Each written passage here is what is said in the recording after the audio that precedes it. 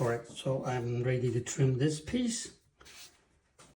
Before I wire it up from the base, while this is still sticking on my bed, I'm going to trim the shoulder first. And after that I will wire it up and then flip over and trim it on the chuck.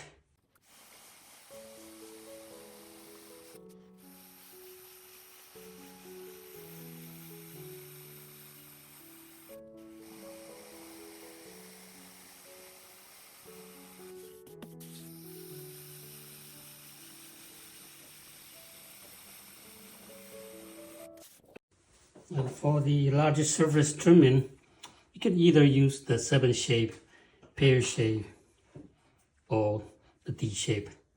This is a little bit smaller.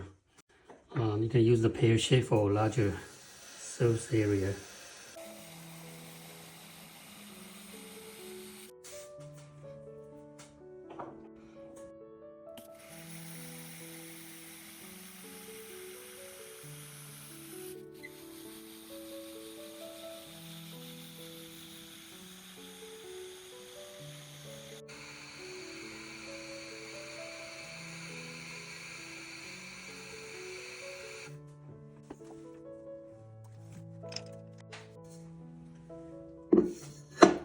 And for the small opening, you will have to trim it on the chuck.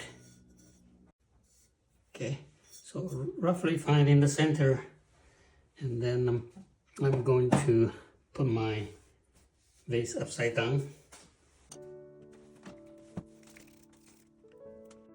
Usually I get some clay right here, put it on the chuck for protecting the shoulder that I just trimmed.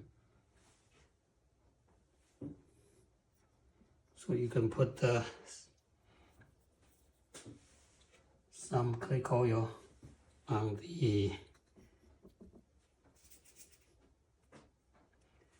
chuck. And for the clay to stick on the chuck easier, you can dip it in the water, so water will stick your clay a bit better.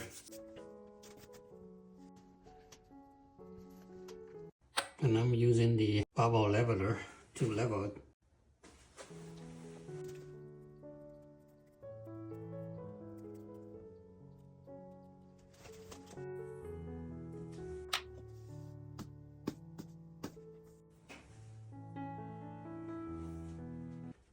So either way, sometimes I show people use put the chuck, soak the chuck in the water, and if you don't have time, this is the other way to do it. Is just whether you're holding clay, the clay will stick on the chuck better.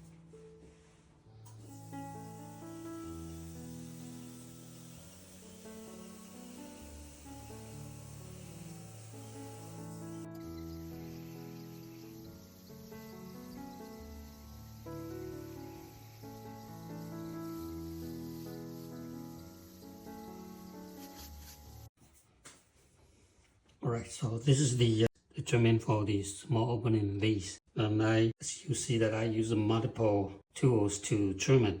Actually, you don't have to use so many tools to trim. You use either one of it.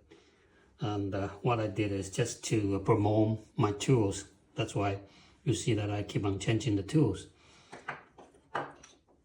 And for the inside corner, I'm using my regular number 2 shape. This is tungsten carbide number 2. And also here I'm using this wheel. It's from BTH.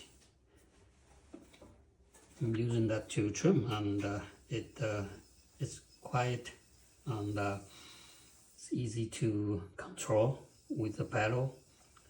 Usually I don't spin my wheel super fast, so slow speed is very important for me. And when it's engaged, it's very easy to spin the wheel like this. You will hear the sound that it release the engage, so it's easy to use the free hand to spin. And once it's engaged, it's harder. Okay, and then maybe 5 seconds it release, and it's easy to spin. All right, and I will do a bit of a decoration, put in some texture here, using the time-lapse mode to do that.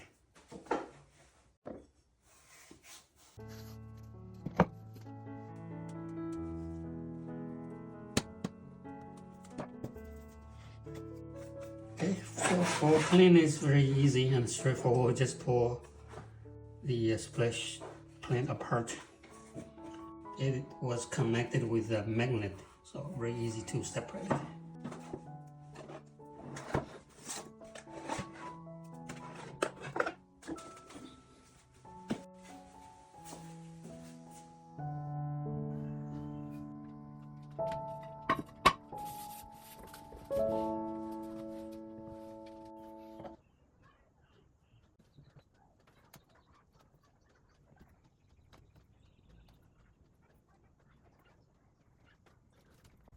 I'm using the plastic glass, the information on this disc, the divider, to mark equal parts here. So I'm going to use that as a guide to try to do my decoration. So this is very handy when you need it. And also, if you want to get a good connection here, I also have the division here on my aluminum bed system on the back side of it too, if you wanted to use it.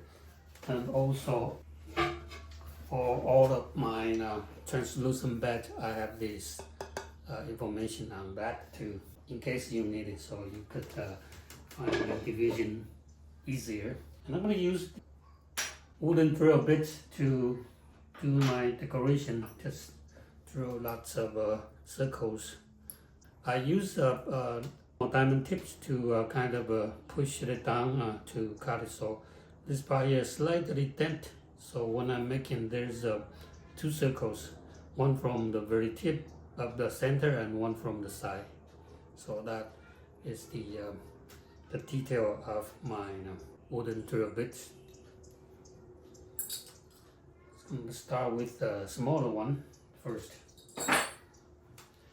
And also I will use my time-lapse mode, so you will set time to watch it, all of them when I do the decorations.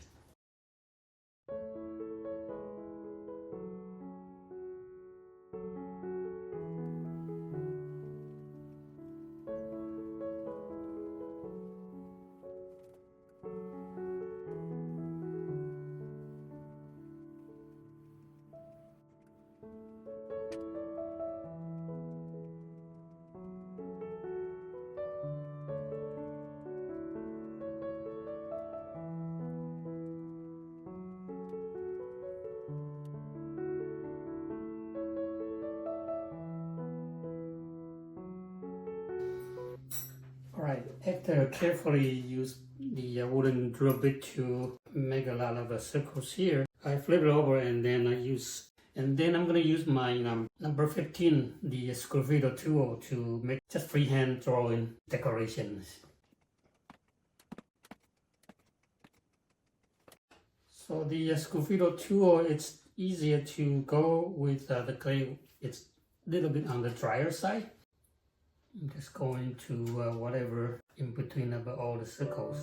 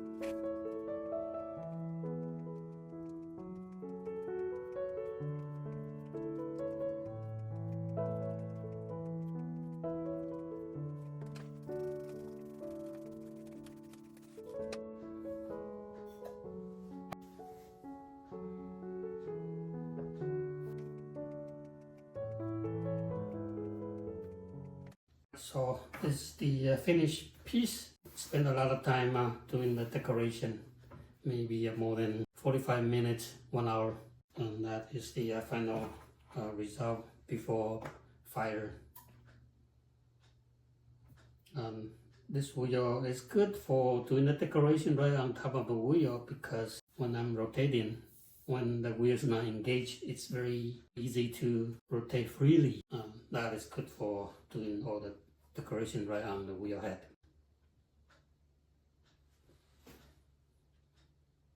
Okay, so thanks for watching, and see you on my next video.